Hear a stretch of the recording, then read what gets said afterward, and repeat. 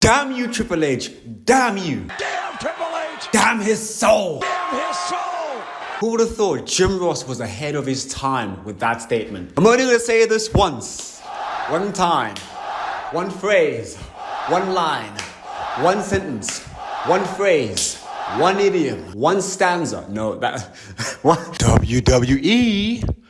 What the hell are you doing? It seems like just yesterday when we celebrated that Cody Rhodes had finally won the WWE Undisputed Championship at WrestleMania 40. And why this win meant so much to all of us is because his father, Dusty Rhodes, was unable to win the championship during his wrestling tenure. I mean, he did technically win a title, but it was taken away from him, so it doesn't count, unfortunately. So his second son, Cody Rhodes, managed to win this prestigious piece of gold and finally finish his story, all under the creative direction of Paul Levesque or Triple H. As of late, WWE, they seem to have taken a bit of a left turn. From historic and memorable pay-per-views to barely being able to fill up a 30,000-seater arena. It's extremely sad to see where this once untouchable behemoth is now headed. Could come down that the merger with TKO should have been the first sign that caused alert. Or the constant injuries that wrestlers keep accumulating that causes WWE creative to continuously pivot from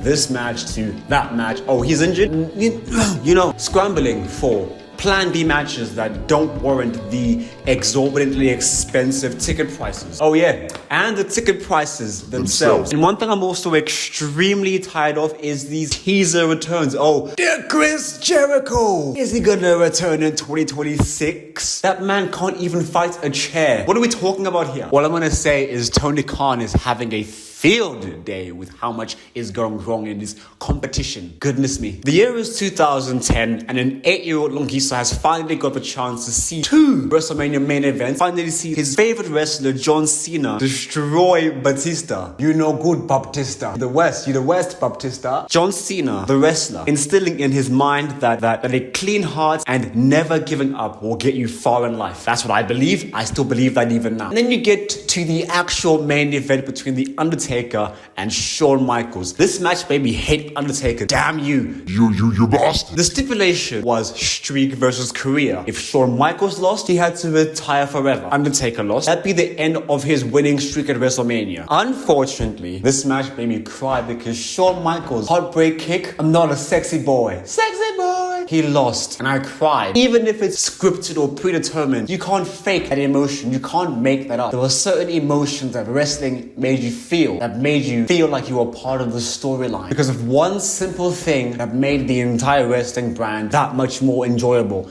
Kayfabe. What made WWE, or WWF at the time, such a spectacle to behold was the lack of quantity. Less is more. In the sense that the creative team gave you just enough that you felt involved without giving you too much that you were not bored out of your mind. Just enough to lure you in. Paul Heyman is a very, very huge part of WWE, who in the Netflix show makes a very, very strong and great point in the fact that WWE just doesn't feel that special anymore. Sorry to disappoint everyone, but I'm not a fan of this show. The Netflix show Unreal gives us an in-depth look of how the shows are run, how the matches are, culminated together, how the scripting of the show is sort of pieced together. Basically pulling the scab of fake cable right off. And Paul Heyman is having none of it. None of it. Paul says what made wrestling special between the 80s and the early 2010s was you were in a business at a time where you protected the scripting with your entire life. Otherwise, you'd be blacklisted from business and your career would just be stifled. Heyman also gives such a great example from 1994's the I Quit match between Tommy Dreamer and Sandman. Mr. Sandman, give me a treat. The match commences as the Sandman lights a cigarette in the ring. I thought the ring was sacred. It was more sacred then than it is now, because what the hell is Prime doing in the center of that ring? Smoko on the job. You must be dreaming. Tommy dreaming. Where's that damn remote? Now Tommy notices that he's smoking in the ring and then bam! bam, hits him with the cigarette and it goes inside of his eye, supposedly blinding him permanently. In that moment, you had ambulances, you had ringside assistants trying to make sure that the Sandman was okay. They were trying to sell the illusion that this man had just been blinded. And disbelief shook the room as the match had been called off. In Paul Heyman's words, and from research, for about 5 weeks, the Sandman never left his house, never took his kids to and from school. He didn't leave his house for 5 straight weeks. Just to sell the image that he was blind. Because at the time, if you were seen with somebody you were in a rivalry with, a heated rivalry with, that meant death to the entire skit. The illusion of these people being enemies was just destroyed. So wrestlers had to go on separate planes, get to the same venue. They lived this illusion. It was like their life. The Sandman would later come back to wrestling to show up for his retirement tour. The Sandman pulls off his blindfolds to reveal that he was never really blind. And in utter disbelief, the entire arena erupts in shock and in complete horror before the Sandman lays down the smackdown on Tommy Dream and gives it to him raw. Pause disdain for the modern era of ruining that illusion and the image, or rather ruining the outcome of how a match is staged, isn't a bad if it's referring to a rivalry that happened decades ago. But I agree with Heyman over here. Well, there's not a long enough history between two rivalries of a wrestler to have the support of the audience established. It doesn't feel like you're watching wrestling. It feels like you're just watching reality TV, where you already know the outcome before you even get given the chance to be invested. Yes, we all know that wrestling is predetermined, but there is nothing fake about Jeff Hardy. Come on, man. Jeff Hardy being the daredevil, man. There's nothing fake about Jeff Hardy jumping off that freaking scaffolding to his death. Yeah, bro, explain that, atheist. And with that, the characters you are watching, they have lessons, they have experiences. The whole image is essentially a message, at least to me. As a kid, that made me feel like if you take a risk, it might hurt you. So you might be too afraid to take that risk. Jeff Hardy would jump off a scaffolding and get hurt. In my head, that's like, even if it ends badly, do it anyways. Take the risk. Better an oops than a what if. And that's what it was to me. Now to the next chapter. Corporate greed. With any company, your main goal is to impress and to lure in potential investors. I understand that, but I'm not too sure that WWE truly does. I'm going to be very careful about how I phrase this because I don't want the Saudi government to freaking off me. By the way, I'm not depressed. I love life. I'm very happy. I'm just not convinced that constantly shoving Saudi this and Saudi that down the fans' throats is really, selling it. It's not really resonating with any fans. One example is Crown Jewel. It's a pay-per-view that takes place in Saudi Arabia once every year or so, and takes place in Saudi as Saudis attempt to be more globalized and more internationally renowned. They want to be known for more than just their oil. Okay, I can get behind that. That's cool. They've got football stars. Hey, even Mr. Beast has that Saudi money. Nigga money, nigga money, nigga money. Then again, that'd be me if I was paid off by the Saudi government. Saudi government, sponsor me. That is probably the most financially foolish decision. I mean, what average person has the time to book a flight to go all the way to the freaking Middle East for Beastland in 49-degree weather? I mean, what's Mr. Beast going to do with Beastland besides Beastland and wrestling promotions in Saudi Arabia? They have a couple of things in common. Number one, the geographical isolation from the rest of the world. Yes. The average family doesn't have the time nor the money to just casually go up and say, hey, let me go to the freaking WWE Crown Jewel. Just put the oil in the car, bro. Number two, it doesn't make any financial sense to host a colossal event in a country which has many factors against them, like the weather, because it is hotter than a witch's. And in my opinion, any incentive to do so. Recently, the Royal Rumble took place here in January. And considering the 2030 Saudi deal that wrestling has with this country, all the hype that has been made around Saudi and the country country, you'd think that filling up a 25,000 seat arena wouldn't be as difficult. I mean, the angles at WWE, they show you, it looks pretty full, but if you look anywhere else, you'll see that there are just empty seats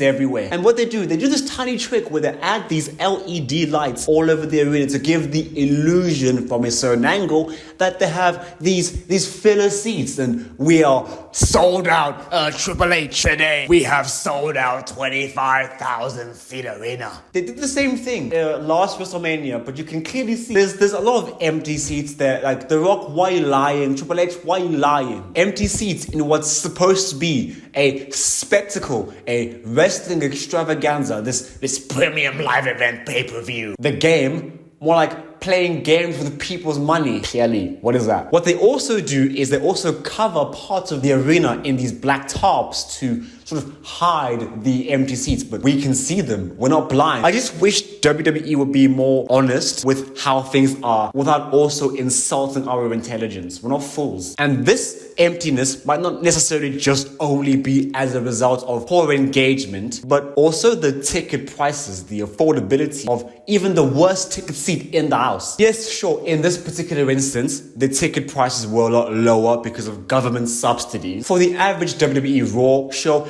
you're paying damn near your average mortgage for the worst seat in the house, and as a result, lower turnout than what was initially desired. Oh, but we have the best viewership. We have a sold-out arena. We can see that you're not slick. You're trying to hide the fact that you have lower attendance, but we see you cheating. You're not slick. You're less than dirt. Now, WrestleMania 42 is just around the corner, and the WWE is in full panic mode with the amount of tickets that they've sold, or lack thereof. Alright, right now I'm on SeatGeek for WrestleMania Night 1. The seats filled in red and green are the ones that are still to be sold. And you can see that there are a lot of seats available. Man, this is just embarrassing, even for WWE stand. Okay, now over here, this is SeatGeek, night number 2. I'm trying to see what tickets are. Oh my goodness, $8,000. My boy, $8,000. That is somebody's more. You're telling me I have to pay $8,000.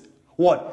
To see Braun Breaker injured? Seth Rollins? To see Roman Reigns and Cody Rhodes season 3? Come on, dude. I get that WrestleMania is supposed to be this one-night event that happens in late March, early April, the showcase of the immortal, where wrestling titans emerge from just as fascinating and compelling timelines, and the stories just conclude here. Where WWE has seemed to have lost the average fan is by making all these shows oversaturated. There are so many storylines that there's not enough time for any fan to invest in them all, or more than 2 storylines worthy of that engagement, but we talk about that later on. I'm confused as to why they can't make at least 3 or 4 good storylines instead of just making 7, quite frankly, crap storylines, sorry to say. The previous chairman, Vince McMahon, would prioritize cheaper, family affordable ticket prices, doing this for the sake of higher attendance, often relying on concessions and merch sales to compensate for the cheaper ticket prices, doing this to obtain the highest attendance possible. And that's why people were invested in WWE, at least at the time. It showed that you could actually enjoy wrestling entertainment at an affordable price. And the wrestling brand was a really compelling brand to be a part of, except that one time. But when you read articles where they actually admit this in saying, hey, we don't care about your balance, bro, who then would want to spend the money here? They literally admit this, like freaking Brock Lesnar. I don't give a about your kids. I don't give a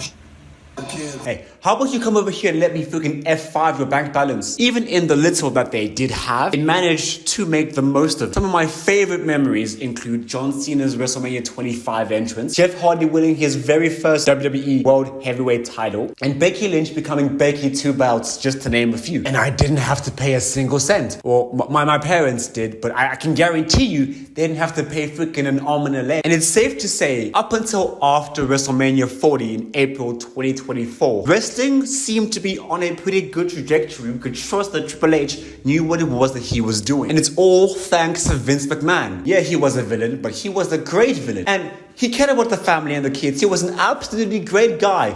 Surely he wouldn't be exposed for erroneous misdeeds behind the scenes, right? You've got mail.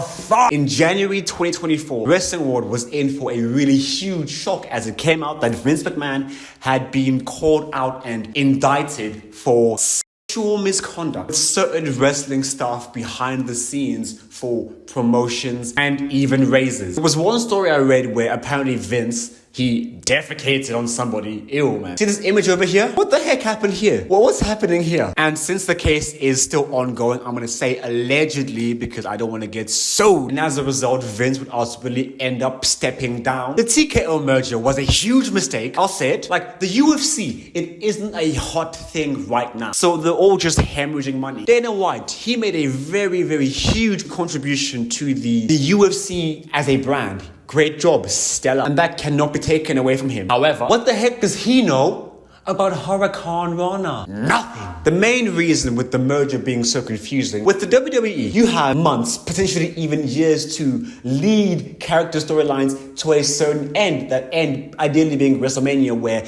you have time to rehearse and determine the outcome. With the UFC, you have no real safe bet that freaking Ronda Rousey will get knocked out. You don't know that end goal. You can't see the ending. You can't predict the ending. Such entertainment opposites that just don't truly connect. But maybe that's just me. Another tidbit that Dana White wants to try and pivot into is this thing called power slapping. My mom did that to me a lot as a kid. And that is yet to take off. It's just more multi-billionaires throwing our tax money down the drain. Man, what are billionaires going to do with our hard-earned tax money besides Jeffrey Epstein? This ties into the creative laziness that has plagued WWE since COVID. I mentioned that in 2020, WWE had introduced a 2-night WrestleMania special extravaganza. This was to make up for the lack of fan presence. But what made no sense to me is, why give us more if what's being given already has lost all its speciality? Is that a word? Yes, you've given us 100% with 2 shows, which is great, but 100% of nothing is still nothing. Now, this trend would only worsen when retired wrestler Edge would return to the brand 2 months before the Rona destroyed all our lives. The return was justified in this case because Edge has something that most returning wrestlers nowadays don't have. History. Edge had a history in his company that stems all the way back to the 90s, so they could sort of use his storyline to bleed into this new era now. And he had an establishing rivalry with Roman Reigns, our tribal chief. Put your wands up to the sky. I don't give a damn what the tribal chief says. The rivalry was probably made over who could do the freaking spear better. That was one exception. But I'm starting to notice a more odd pattern. Does nostalgia really work if it was left untouched or untampered with? Or is it just being used as bait to feed this social media shark, to feed investors and to scratch that freaking nostalgic itch like a freaking nostalgia crackhead at the expense of establishing new stars and creating new rivalries? One example of this that really seriously confused me was with Zack Ryder. When he made his return in 2025, late 2025, I'm like, what the hell is happening here? Oh, Zack Ryder has returned? Anyways, you get what I mean? Why this isn't a good thing? Number one, Zack Ryder, or Matt Cardona in the Indies, was doing a stellar job in the indie scene, not to mention making a lot of money. And his return was weird because his duration in the company, it left much to be desired. He was never really a main stage player. He was at best a mid-card wrestler and at worst was just left off the roster just entirely. He was also sort of like a punching bag amongst the other talent, and his biggest moment in history at the company, as in ever, was when he won the Intercontinental title at WrestleMania 32. And then he got fired in 2020 due to COVID budget cuts. This is harsh to say, but I'm willing to bet my entire life that you didn't even bat an eye when he got dismissed. You didn't care? You heartless person. As such, this made his return all the more confusing than it did make anyone excited. There's no real reason for him to be back here. How would Zack be able to be incorporated? How would he fit in to this newly established, newly evolved wrestling landscape? How would he fit in? And how long would it take for fans to feel invested in any rivalry? Against who? That's a good question. There is nobody left in the WWE that he can substantially rival against. Not Wade Barrett, because Wade Barrett's a commentator now. Not John Cena, because John Cena, he retired. And not Dolph Ziggler, because they're in two separate wrestling promotions. And oh goodness, not to mention the celebrities. Travis Scott, Fiend. Seriously? You're telling me that Fiend was the reason that John Cena turned heel? Then he just leaves the entire plot line like unfinished. Dwayne Johnson, you effed us. You effed us, Dwayne. I'm just chilling. Like, The Rock really put us in a rock and a hard place with this one. The hard place being John Cena's entire retirement tour. We'll talk more about that later on. It seems as though WWE has a lot of nostalgic talent that they don't really know what to do with. A few examples of this include Trish Stratus, both the Bella Twins, and in my opinion, Charlotte Flair. Now, Charlotte Flair is an extremely weird case because she reached the top of the women's wrestling division ladder way too quickly, way too fast, and because she's basically achieved everything that a female wrestler in the company can achieve. She's done it all. There are not a lot of places that she can go that she hasn't already been. Winning the 2025 Royal Rumble, it just felt handed to her. Like, she didn't even have to really fight for that, and everyone else did. Nepotism at its finest. Now, granted, she couldn't fight for this because she was injured, which I guess it's fine, but still. And it didn't even amount to anything because she lost. You're telling me that, Charlotte, you were telling me that you were handed everything, a chance to win, and you still lost. Yeah! Now, I'm being a bit hyperbolic here, but there are some great examples of this being the contrary, like CM Punk, Cody Rhodes, and Chelsea Green. Chelsea Green's bloody good, and Yo, it's me. As I'm editing this video right now, Chelsea Green is now injured. It wasn't a very serious broken foot, it's just a sprain. But yeah, Chelsea, call me baby. Now, I know this horse has been beaten to death, but there have not been as many returns to wrestling as there have been for Ric Flair. That man's legacy is in tatters. So is he. This man had the perfect scene. He had the fairy tale ending, and he still chose to throw it all away. Picture this. The scene is WrestleMania 24. Ric Flair has his cloak, his aura, and even his family in the front row watching as Shawn Michaels was set to retire the Soul Fool. The match reaches its climax as Ric Flair goes begging on knees. Whoa, pause. Begs Shawn Michaels to give him more. Give me your best shot. Give me your best shot. You can literally feel the emotion in this moment as Shawn Michaels knows he's about to end the career of one of the greatest wrestlers of all time. And that is a burden that no man wants to shoulder. Shawn Michaels looks down with pain in his heart, looks directly dead in the eyes of Ric Flair, and says, "I'm sorry, I love you." And sweet chin music's that man to the grave. The raw emotion in this moment, as Shawn Michaels, he knew that he had ended the career of one of the wrestling greats. In that moment, you felt brought in to this intimate moment. You felt invited into this world. And why it felt good? It's because you only got the chance to see it once. So it forced you to stay and live in the moment. Because WrestleMania was only one night and not two. Do you understand, Triple H? Hello? It was the perfect end to an even more perfect era. And an extremely illustrious career had ended. Until it didn't. Ric Flair actually wrestled again a few times, like in 2009 and 2011. And oh boy, it's not great. It's not great at all. And the final nail in this disaster of a revival of a career came in July 2023 when Ric Flair had announced his final retirement match. Again, and please come here. Have you ever seen an old horse being put down? This is much worse than that.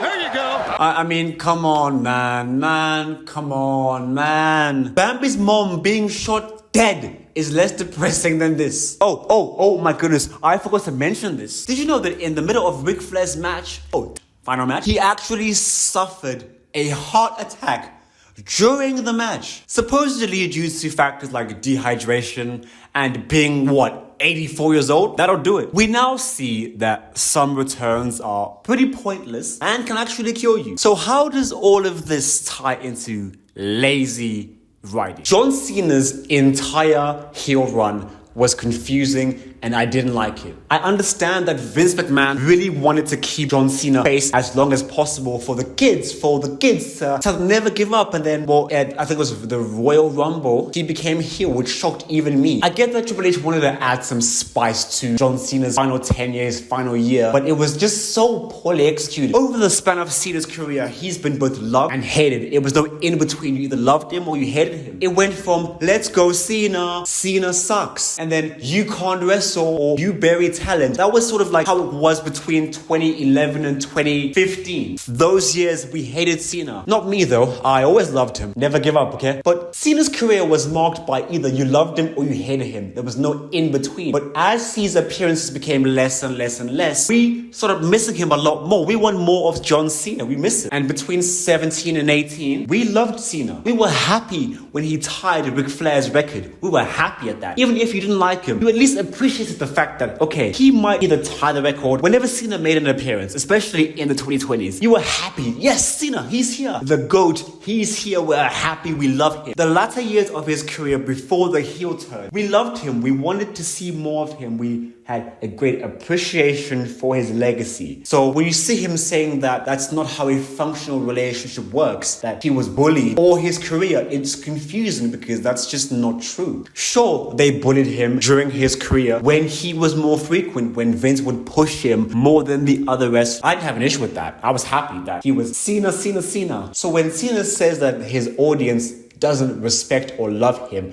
it confused everybody. Because we love you. And when they saw that this heel turn just clearly wasn't working, they re-pivoted back to Cena being a face again. Oh, you know how much I love wrestling? I can't be a heel. I love you guys, you know. It was like, well, why could you just go with that from the start? The amalgamation of everything was just going great. We want to see you wrestle against somebody who you've had a history with one final time, Randy Orton. The history between these two goes all the way back to the Wrestling 2009. We had so much history to want to have experienced one final time Cena versus Randy Orton. One last time, one historic match.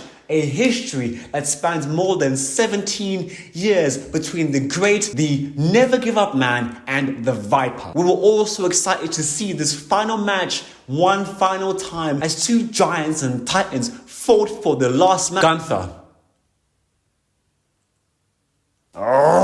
You're telling me that you gave us Gunther and not Randy Orton. What a crap send-off. I understand that we want to push Gunther. But when somebody who has been Intercontinental Champion for 666 days, oh, that's demonic F, man. I rebuke that evil number for that long. It seems like he's already gone on the correct path. He's already semi-established. Why the hell are you putting Cena against Gunther and then have him tap out in the worst way possible? Are you freaking serious, bro? And many fans share the same sentiment that once Cena left, the whole company just went with him. Cena was wrestling. When Cena wasn't in the company or on TV, it just felt empty. Like, you might as well just not even watch the show. 24 years of wrestling. Years of boos, cheers, let's go Cena, Cena sucks, you can't wrestle, you bury talent. But all of a sudden having a turn to, we love you Cena, we want you here, we love you, thank you Cena, clap, clap, clap, clap, thank you Cena. All of that just became destroyed. All of that just came to nothing and was completely destroyed because of Triple H.